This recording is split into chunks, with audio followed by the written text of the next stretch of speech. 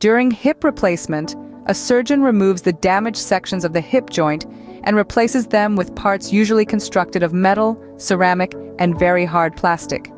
This artificial joint, prosthesis, helps reduce pain and improve function.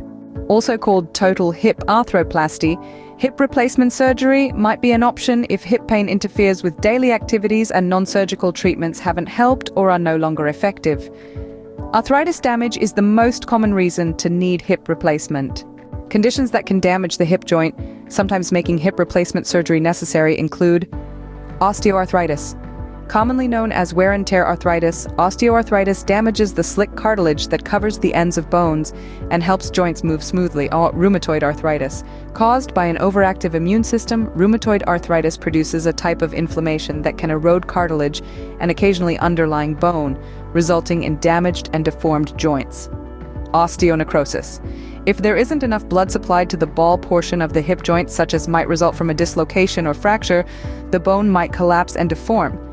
Full recovery from a hip replacement varies from person to person, but most people are doing well 3 months after the surgery. Improvements typically continue during the first year after surgery.